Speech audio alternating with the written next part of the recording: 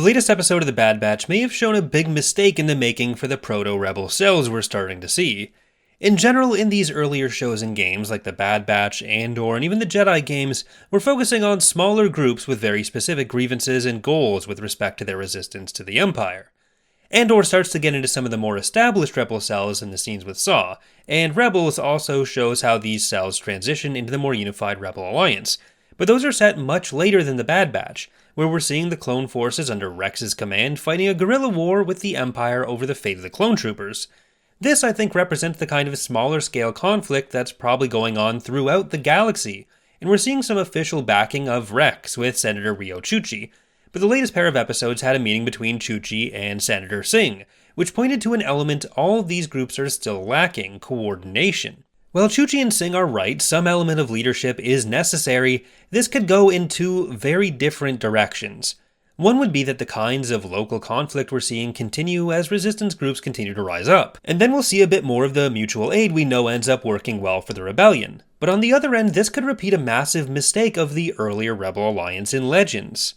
Towards the end of the Clone Wars, in both the Legends and canon continuities, a large number of senators called the Delegation of 2000, who were afraid of the massive accumulation of power under Palpatine during the war, began to form and speak out against Palpatine. They primarily wanted Palpatine to cede back the emergency powers he'd gained during the war, which of course he didn't because he wanted to make his own personal empire. Following the war's end and the declaration of the Empire, many of these senators officially withdrew their objections to Palpatine for fear of reprisals, which turned out to be a good idea for them on a personal level, if not especially principled, considering many of those who didn't remove their signatures ended up being arrested, preventing them from representing their citizens at all, or even from liking this video or subscribing to the channel for more. Three primary leaders remained outspoken against Palpatine, though: Senator Mon Mothma of Chandrila, Senator Bail Organa of Alderaan, and Senator Garmbel Iblis of Corellia.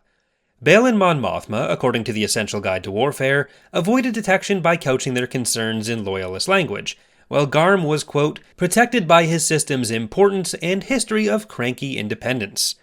For years, this opposition was primarily organized through private meetings and covert funding of rebel cells, not unlike what we see with Mon Mothma's relationship with Luthen Rael in Andor. But 2 years before the Battle of Yavin, or 2BBY, this changed.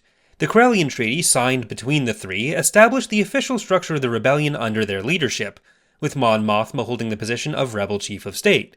This meeting, shown directly in The Force Unleashed, didn't exactly go well. Vader turned up in the middle of it and nearly ended the rebellion before it began.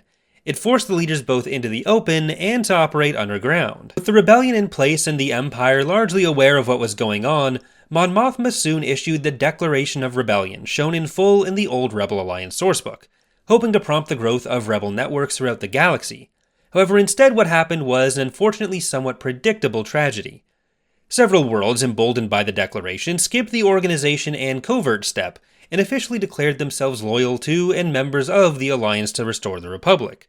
This happened alongside the beginning of Operation Domino under Mon Mothma's direction, where local militias were encouraged to rise up against Imperial garrisons, sometimes under the planetary governments of the aforementioned rebel worlds, but in other cases just made up of local militia groups that weren't claiming to be the planetary governments directly. The name Operation Domino was taken from the real-world domino theory, where it was argued by many, including President Dwight D. Eisenhower, that conflicts in the Cold War and countries turning to communism would be like dominoes. As one fell, it would impact the next, and so on, until communism spread everywhere. Mon Mothma's hope was that this would be the case as each garrison was taken down, lighting the fires of rebellion across the galaxy. Instead, the action was being taken prematurely. The Empire was much farther along in its control of the galaxy than even in the Bad Batch, and the worlds declaring loyalty to the rebellion were deemed the Secession Worlds.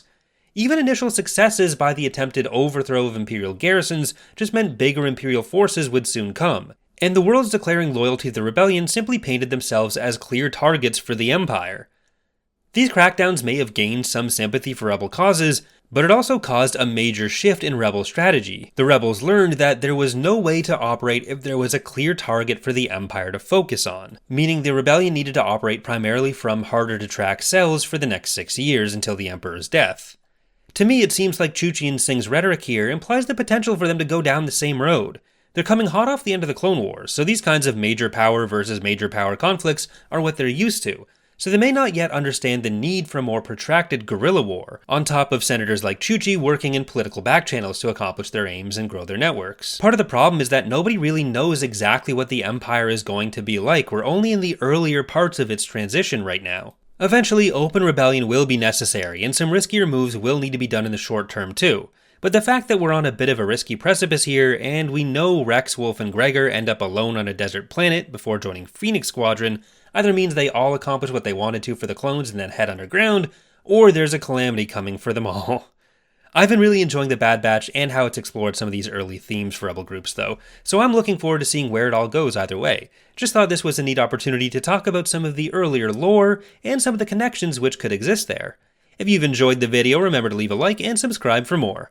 Thanks for watching, and I hope to see you next time.